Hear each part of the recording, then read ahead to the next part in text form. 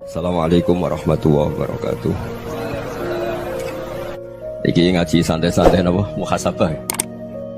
Muhasabah itu kalau Kiai Jawa maknani itu ngoreksi diri sendiri. Jadi menghitung diri sendiri.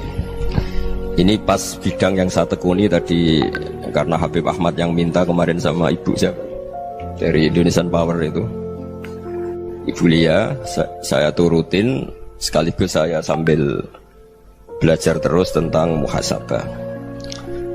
Dalam konteks Indonesia, muhasabah itu sudah jadi perilaku ya.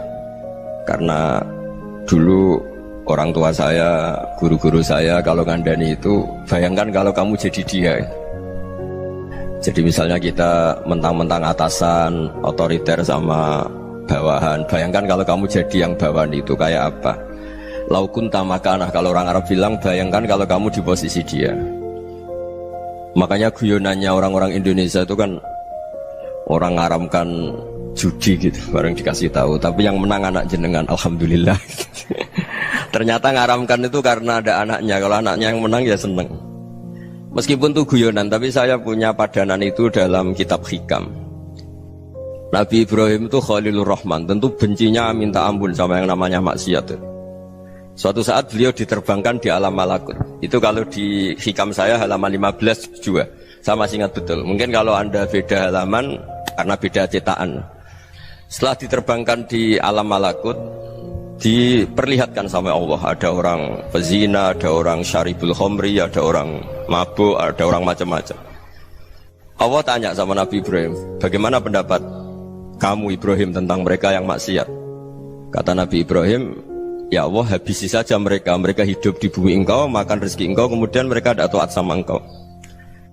Singkat cerita, di fase itu, saya ulang lagi, di fase itu Allah nurutin sampai sekian peristiwa, mungkin 3 atau 4. Sudah setelah sekian tahun Nabi Ibrahim lupa peristiwa itu, kemudian beliau diminta menyembelih anaknya. Ini versi kitab Hikam.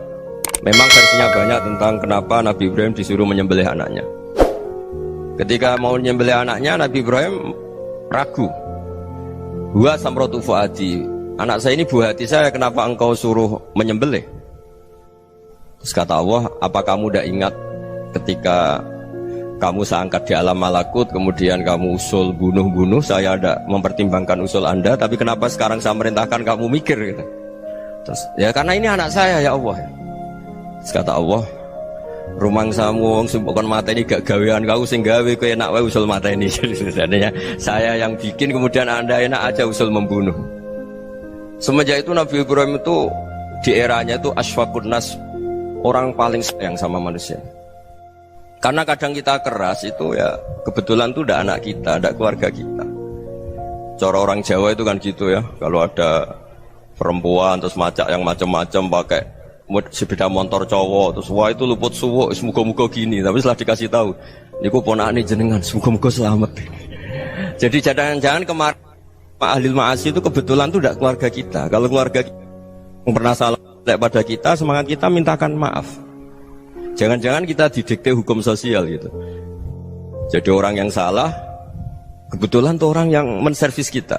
Atau keluarga kita, atau orang dekat kita. Jangan-jangan semangat kita mintakan ampun. Jadi kalau sama orang lain, kebetulan musuh kita semangatnya minta itu kena adab. Nah ini yang nggak boleh dalam Islam. Islam mengajarkan niru Rasulullah SAW, Nabi itu rahmatal lil alamin.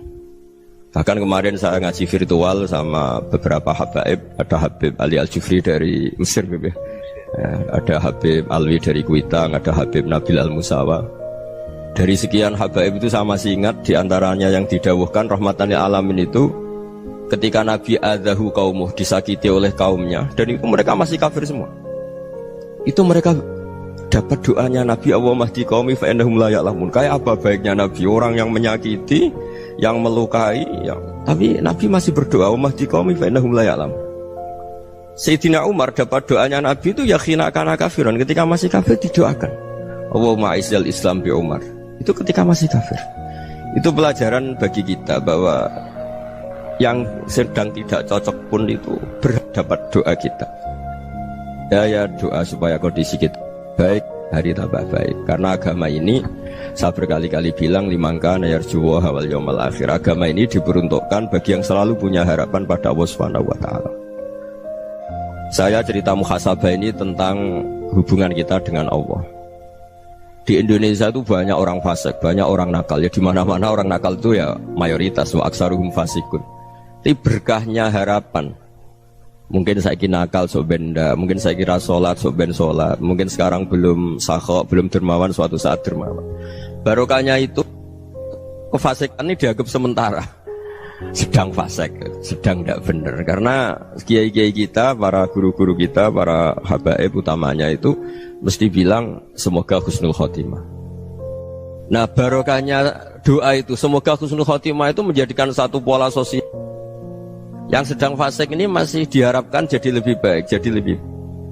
Sehingga kita tidak ngambil sikap ekstrim, yang ingin menghabisi atau ingin mengadili, tidak. Karena selalu kita punya harapan.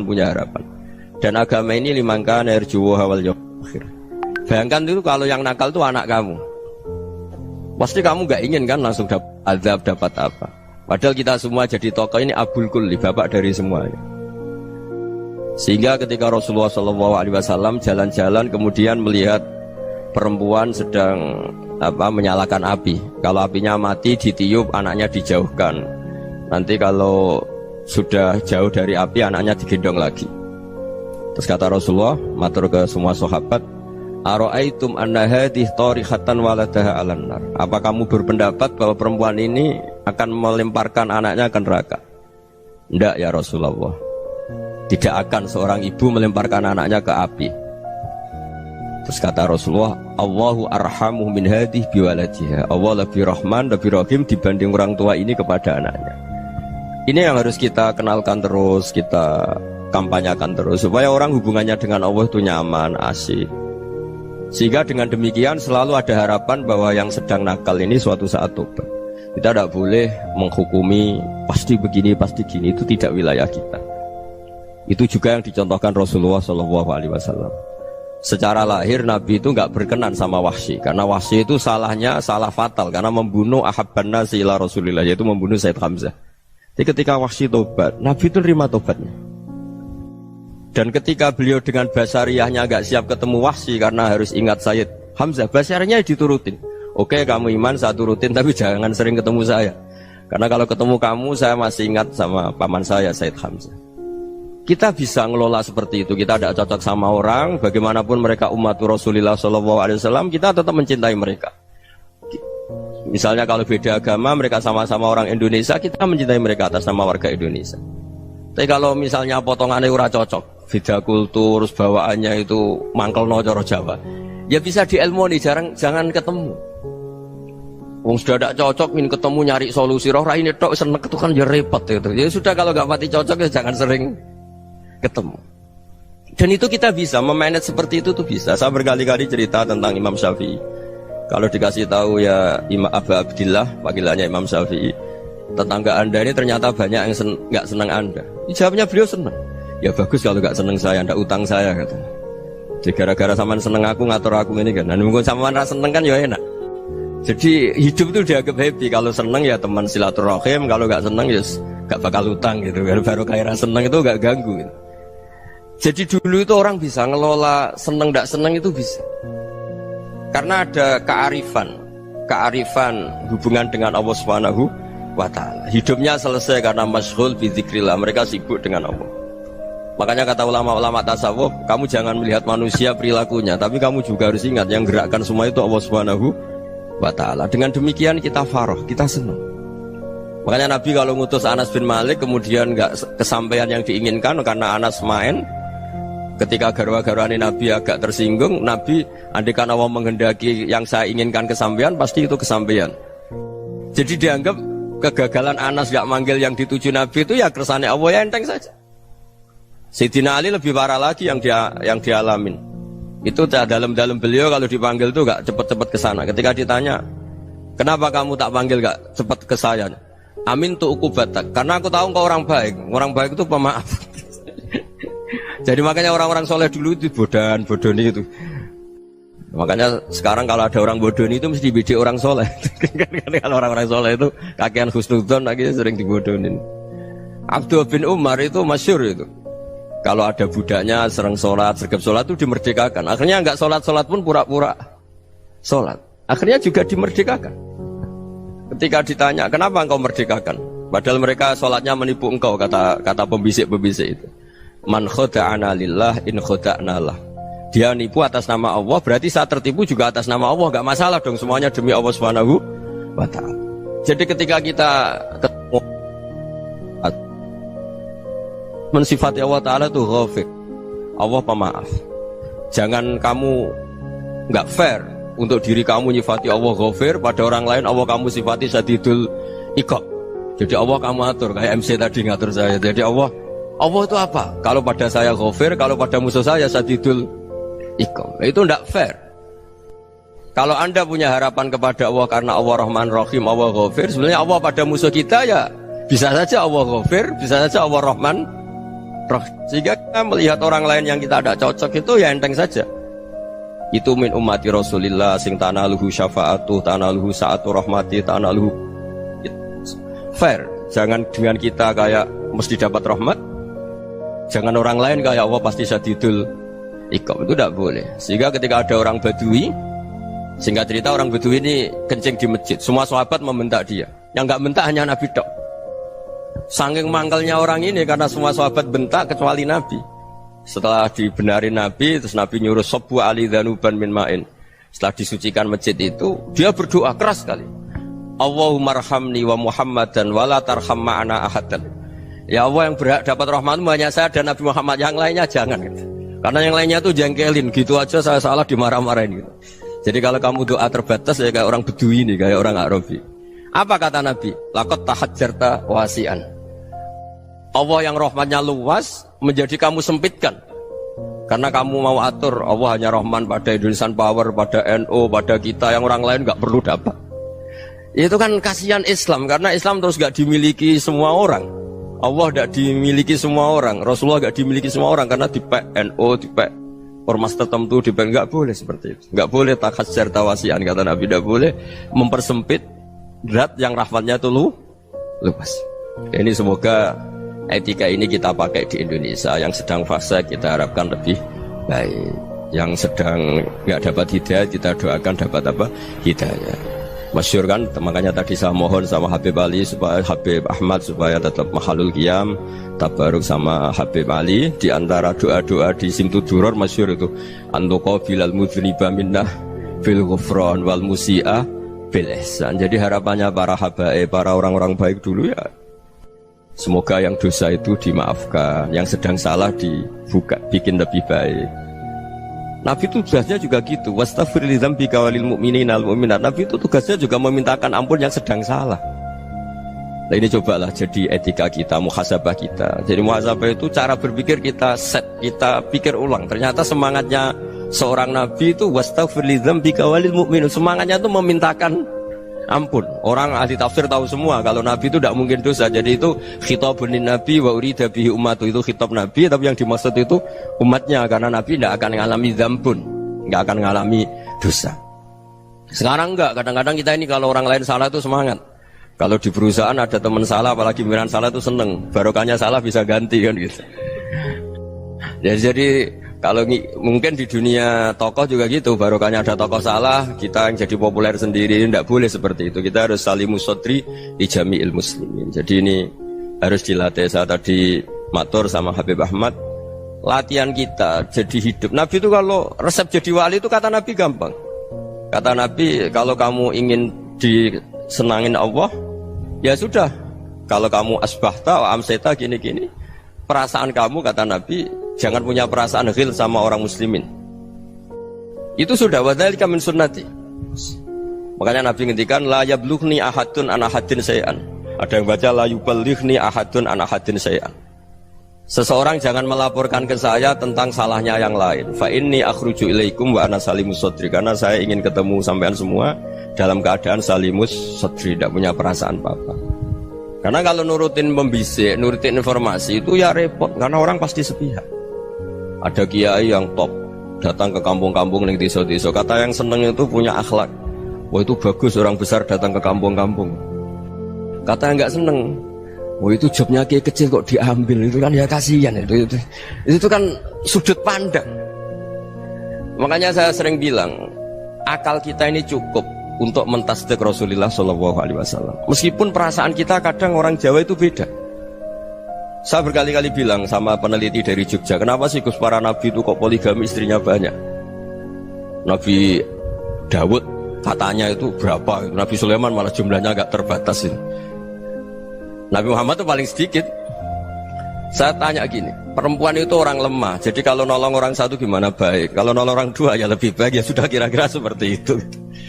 Paling tidak akal kita masih tahu kalau orang baik itu kan mesti baik, nolong orang satu baik, nolong orang dua ya lebih baik, nolong orang tiga lebih baik. Tapi kalau kamu orang nggak baik, satu saja kamu terlantarin, kamu miskinkan, kamu ya tinggal diukur kan. Kalau orang baik nambah baik, tapi kalau orang buruk tambah buruk. Nah itu akal. Akal kita bisa menganalisis kenapa sih nikah itu ada yang poligami, ada yang enggak. Sudah ukur saja diri kamu. Misalnya kayak saya elek keriting, rabi terus, memperbanyak wong elek. Orang perilaku netok, raine dadi elek kabeh. Gitu. Tapi nak kowe ku ganteng, alim, ganteng, sugih. Anake ganteng-ganteng, berhubung kowe saleh ahli swarga kabeh. Mertua yo bangga karena karir kamu meyakinkan. Ini mertua kamu aja gak bangga mau nambah. Ipar gak bangga, mertua gak bangga, desa kamu yang kamu wayai juga gak beda dengan Nabi ketika nikah Juwairiyah itu gak ada pernikahan sebarokah Nabi dengan Juwairiyah itu Azharu Rasulillah. Di situ habis perang banyak tawanan gara-gara jadi besanya Nabi langsung dibebaskan semua karena Azharu Rasulillah. Sekarang besanya Kanjeng Nabi. Dulu Abu Sufyan mangkalnya bukan main sama Nabi gara-gara putrinya dinikah terus langsung jadi. Kalau kamu kan enggak, nikah satu, nikah lagi, satu kampung musuhi kamu karena istri pertama ya cemburu, yang kedua agak bangga. Wah itu selesai itu di dunia wal akhirah. Maksud saya, nganalisis Islam itu harus pakai akal. Dan akal yang dipakai, ini saya bawa ke kitab Ihya, adalah pikiran-pikiran para ulama. Makanya ketika Imam Ghazali ketika ditanya, fakaifa bi muslimin fasikin asawaha fi jami'i amri. Kalau kalian ketemu orang fasik, orang Islam tapi fasik, perilakunya nggak ada yang benar. Kata Imam Ghazali jawabnya lucu, aneh. Mamin muslimin illa wa islamuhu ta'ah. Tidak ada orang Islam kecuali dia mau Islam, membenarkan Allah dan Rasul itu sudah taatnya dia. Kok kamu tidak bisa melihat taatnya dia? Dia pikirannya kan ini pemabuk, ini tukang apa. Tapi kata Imam Ghazali, sebenarnya kamu masih bisa berpikir positif. Mamin muslimin illa wa islamuhu ta'ah. Tidak ada seseorang Islam ketika dia milih Islam itu pasti ada taatnya, yaitu tasdik pada Allah dan tasdik kepada Rasulullah SAW. Jadi dengan pola seperti itu, maka di antara guru-guru kita yang modern ya di era Mbah Maimun, di sini ada Habib Ahmad, Habib Salim, syair yang sering dibaca beliau adalah ada orang munajat sama Allah. Ini cerita munajat. Itu orang itu ngendikan gini, ana muznibun, ana mukhtiun, ana asi, huwa rahimun, huwa ghafirun, huwa afi. Ya Allah, saya mukhti, saya orang yang salah. Ana muznib, saya orang yang dosa. Ana asin, saya sering maksiat. Tapi engkau ya Allah, engkau ghafir, pemaaf. Engkau rahim, maha pengasih. Engkau afin, yang mudah memaafkan. Kata orang ini, ya agak kurang ajar, tapi saking senengnya sama Allah. Qobal tuhunna salasatan bisalasat. Ya gini saja ya Allah, sifat engkau diadu dengan sifat saya. Engkau Tuhan, Gusti, nggak boleh kalah. Gitu. Terus wasatahliban ausofu ausofi, dan engkau pasti pemenangnya. Gitu. Jadi ada orang rayu Allah dengan cara seperti itu ya ada ya. Saya ini manusia, salah saya banyak. Engkau ampunannya banyak.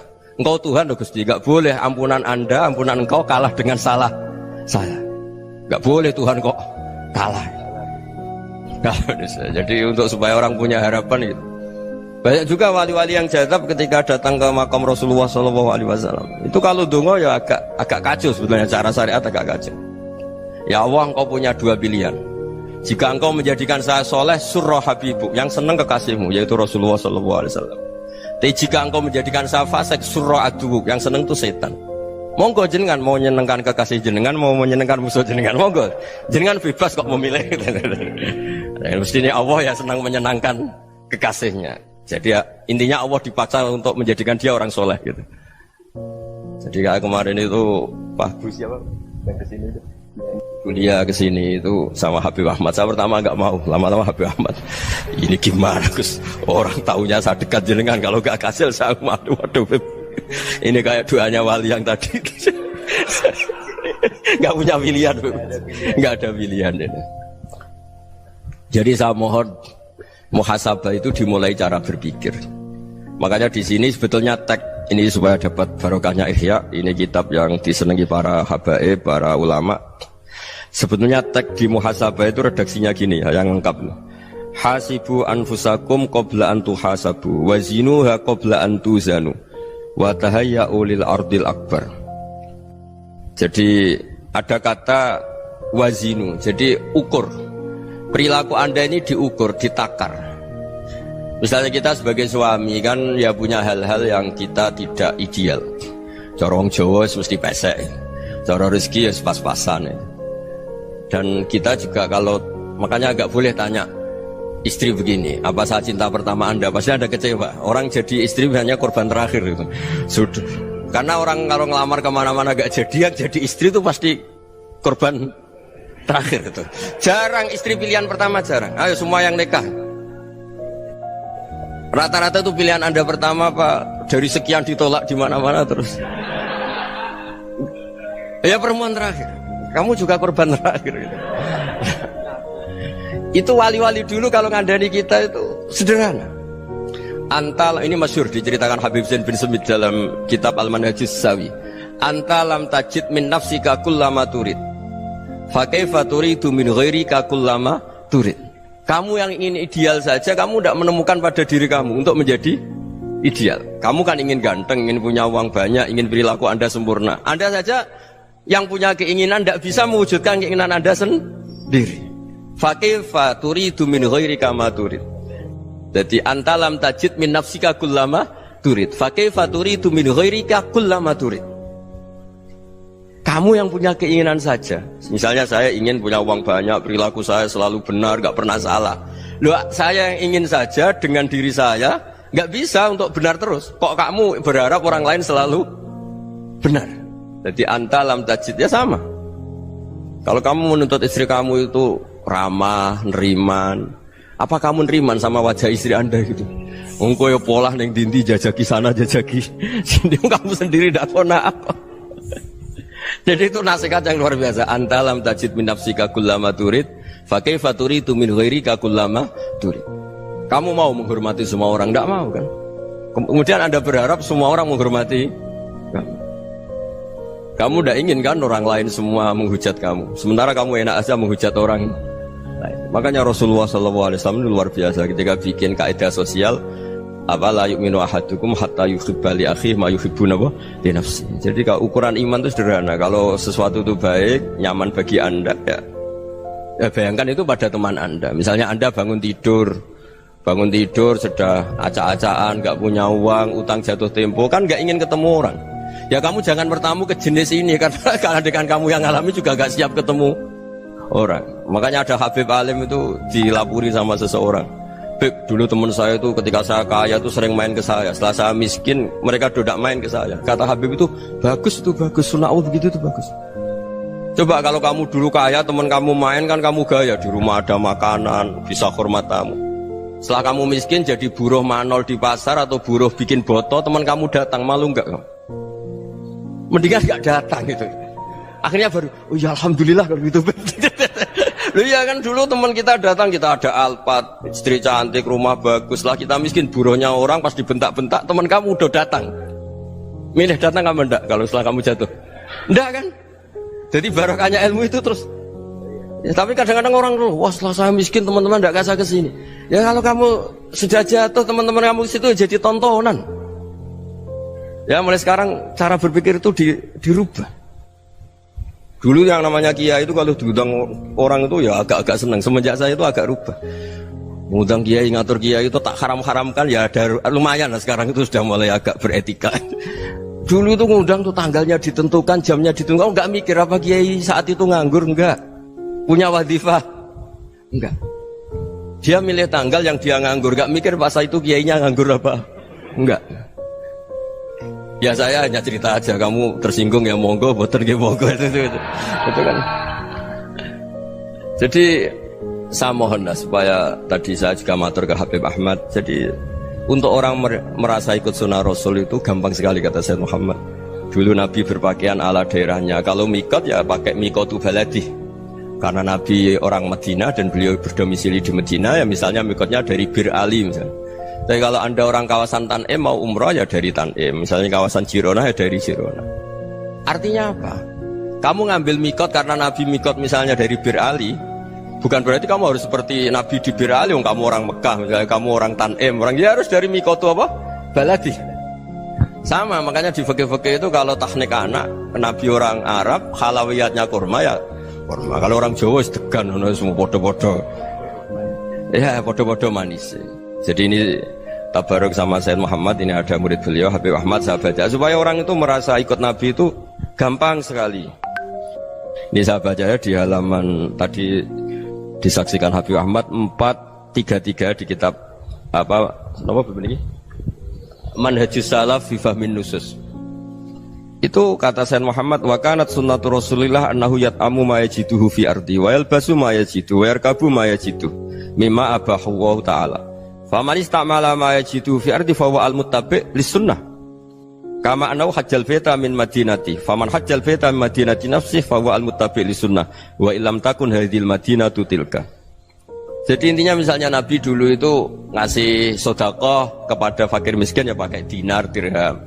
Ya kalau orang misalnya sedekah pakai rupiah ya sudah ikut sunnah Nabi. Jangan lu Nabi pakai dinar loh, kamu kok pakai rupiah. Dulu dinarnya Nabi udah ada tulisannya Bank Indonesia, kamu kok ada tulisannya Bank. Ya tidak ada seperti itu. Ya jadi misalnya Nabi sedekah pakai tamar atau pakai al-aqid, ya kita pakai beras, pakai apa, supaya orang tuh bahwa Rasulullah itu milik kafatal linnas, milik semuanya, sehingga merasa ikut sunnah Nabi itu ya semuanya. Makanya dulu Mbah Mun kalau motivasi saya supaya bombong, kalau orang Jawa bilang bombong, wong Jawa itu mesti ono wong alim. Beliau menyontohkan mas itu Mbah Fadol, Senori, Mbah Ihsan Jambes, itu bisa ngarang-ngarang kitab luar biasa, padahal beliau bukan orang Arab. Imam Sibawayh itu orang Persia, Imam Ghazali orang Tus itu juga ikut Persia. Kata Imam Mun, wong sing ora Arab lah mesti untuk jatah alim kata beliau, karena Nabi itu diutus kafatal linnas. Nanti kalau orang yang alim itu Arab tok, berarti tidak ada perwakilan dari Afrika, dari Asia Tenggara, dari mana-mana. Makanya karena Nabi statusnya itu kafatal linnas. Jadi kita harus bangga sebagai Muslim, sebagai orang Indonesia, karena misalnya Wali Kutub dulu terkenalnya hanya ada di Yaman, di mana. Ternyata pernah ada juga di Indonesia dan seperti Habib Abu Bakar Segaf Gresik. Jadi ya artinya kan tetap orang Indonesia meskipun beliau zuriyah Rasul kan ya sudah orang apa? Orang Indonesia. Zuriyahnya Habib Ali Simtuduror sekarang di Solo. Jadi Indonesia juga dapat alawin banyak, dari Sadatin al-Alawin juga banyak. Jadi saya mohon barokahnya ngaji seperti ini. Melihat orang lain tuh gampang, bayangkan tuh kalau anak kamu. Makanya Nabi, nanti kalau nggak percaya lihat di Hikam nomor 15 di kitab saya itu. Di situ dijelaskan oleh Hikam, jangan-jangan semangat Anda pada orang yang maksiat, pada orang yang keliru supaya dihukum itu karena kebetulan itu udah anak Anda, itu udah keluarga Anda. Coba kalau itu keluarga Anda. Makanya kalau saya guyonan di Jogja itu ada pembantu mecahkan piring terus dimarahi majikannya, saya mesti guyon gitu, pasti itu pembantunya tidak cantik. Kok bisa Gus? Andekan cantik dan kamu senang mecahno piring satu, piring 1000 ora iso ngamuk. Ternyata ngamuknya itu karena mecahkan piring apa karena plus tidak cantik? Coba jawab para lelaki ini. Kamu marah sama orang maksiat tuh karena maksiat, karena plus itu udah anak Anda. Bayangkan kalau itu anak Anda. Itu hebatnya Rasulullah SAW. Karena kita yang salah pun kadung umatnya, Nabi tetap ngasih fasilitas syafaati li ahlil kabair min ummati. Kayak apa baiknya Nabi? Tidak ikut maksiat tapi ikut fasilitasi ngasih syafaat. Loh kalau li ahlil ibadah kan wajar, Nabi ketika ini syafaati li ahlil kabair min ummati. Ya karena tadi logika yang dibangun Rasulullah itu logika yang luar biasa. Kita semangat orang lain kena hukuman itu karena kita tidak punya ra'fah, tidak punya rahmah. Coba kalau Rasulullah yang bil mu'minina ra'ufur Rahim. Semangatnya itu mendoakan supaya tobat, mendoakan diampuni. Dan itu juga yang diperintahkan oleh Allah Subhanahu wa taala, wastaghfir li dzambika walil mu'minina wal mu'minat. Ya semoga barokahnya ngaji ini, barokahnya Habib Ahmad, barokahnya Maulid Simtud Duror, barokahnya semua kitab Madaih Tibak Berjanji semuanya, barokahnya Ikhya, barokahnya Said Muhammad, barokahnya guru kita semua Mbah Maimun, bapak saya. Kita ini ngikuti manhaj, ya, ngikuti apa? Manhaj. Saya sering didhawuhi Mbah Mun, kenapa ihdinas siratal mustaqim bukan siratoka? Bukan jalan engkau ya Allah, karena Allah itu nggak bisa kamu tiru. Allah itu tidak tidur, tidak makan, tidak kesel, tidak capek. Yang bisa ditiru itu siratal ladzina an'amta alaihim. Yang bisa ditiru manusia ya niru manusia. Karena Allah itu tidak bisa ditiru. Makanya ihdinas siratal mustaqim siratal ladzina. Dan niru siapa? Niru guru-guru kita. Termasuk niru cara pandang. Jadi misalnya ada orang awam di rumah itu hanya delok reng, delok tikus liwat, itu kan kayak nganggur. Ora tahajud malah mendelok reng. Melihatnya jangan gitu. Huwa tarokal ma'asiyah. Dia di rumahnya ndak dugem, ndak kemana-mana. Dia berarti malam itu tarkul ma'asi. Tidak nyopet, tidak garong, tidak ke tempat maksiat. Susahnya apa sih husnudzon? Jadi jangan lihat huwa tarkut tahajud, huwa tarokat tahajud, wa taroka qiyamul lail. Oke ya, namanya orang begitu ya tidak tahajud, tidak qiyamul lail. Tapi susahnya apa sih kamu bilang huwa tarokal ma'asiyah? Dia juga meninggalkan maksiat, dan tarkul maksiat itu ibadah. Supaya orang tuh gampang lah husnudzon sama orang muslim. Ini orang mukmin, orang yang luar biasa. Di mata Allah itu orang yang luar biasa. Kayak tadi Imam Ghazali, kalau saya ketemu orang muslim kemudian dia tidak pernah baik, gimana? Kata Imam Ghazali, ma min muslimin illa wa islamuhu ta'ah. Tidak ada orang Islam ketika dia mentasdihkan Allah dan Rasulullah, berarti dia juga punya taat. Ya ini latihan saja, sing iso nglakoni Habib Ahmad kula namung cerita mawon. Kula cerita secara akademik, saya punya kitab, saya baca, dan alhamdulillah kita paham barokahnya para guru, dan supaya terbiasalah. Sebaik-baiknya ibadah husnudzon billah wa husnudzon bil mu'min. Soal tidak cocok ya diilmoni tadi ya, namanya nggak cocok ya jangan sering ketemu. Seperti Rasulullah SAW, beliau karena sangat mencintai Said Hamzah, ketemu orang yang pernah begitu sama Said Hamzah ya beliau secara basyariah tidak siap. Tapi beliau secara cara bahasa sekarang, secara profesional, kalau beliau seorang nabi dan harus menerima tobatnya siapapun ya diterima. Saya meskipun dengan AB gak cocok karena dia begini-begini sama saya, tapi saya ingat dia sholat, dia baca sholawat, dia mencintai Rasulullah. Ya kita hormat. Ya soal gak cocok ya di manage tadi ya. Zuruhiban tasdad huban. Kalau gak pati cocok ya jangan sering ketemu, bawaannya enak nanti. Ya semuanya itu diilmoni lah. Makanya ngendikane Ma'ruf Al-Qurhi ada yang baca Al-Kharki, mangqala fil yaumi salasa marrat wa marham ummata Muhammad kutiba minal abdal. Karena semangat mencintai siapapun satu hari sering baca marham ummata Muhammad, wa ma aslih ummata Muhammad, wa ma tajawaz an ummati Muhammad, itu mesti kutiba minal abdal. Dia pasti termasuk wali abdal. Maksudnya semangat mencintai ya dilatih lah. Misalnya Indonesia Power atau PLN, andai kan tidak ada PLN tuh kayak apa? Orang nggak bisa ngaji, tidak bisa aktivitas. Ya barokahnya ada PLN, barokahnya jasanya. Kita sadar, tidak semua kebaikan kita ini memenuhi keinginan orang banyak. Gitu. Orang banyak ingin listrik, ingin saluran apa, dan itu kadang yang mewujudkan orang lain atau kelompok lain. Ya karena itu manfaat ke orang lain ya kita doakan. Karena khairunas anfa'uhum linnas, sehingga kita terbiasalah ngakui orang lain. Seperti semangatnya Rasulullah SAW, semuanya itu didoakan, semuanya diinginkan kebaikannya. Bahkan Nabi gak putus asa sampai di akhirat.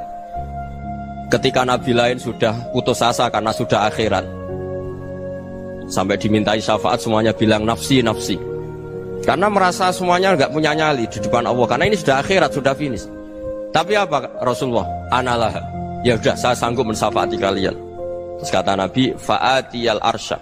Saya mendatangi aras fa akhiru lahu sajidan, saya sujud wa ahmaduhu bima hamida 'allamaniha rabbi. Kemudian saya tetap muji Allah dengan pujian yang terus menerus. Padahal sudah di akhirat, sudah finish. Nabi dimintai syafaat masih sanggup karena Nabi tahu akhirat tidak bisa mendikte Allah, tidak bisa. Allah terus bilang, "Ya Allah, ini akhirat loh, engkau sudah tidak boleh mensyafaat." Tidak bisa.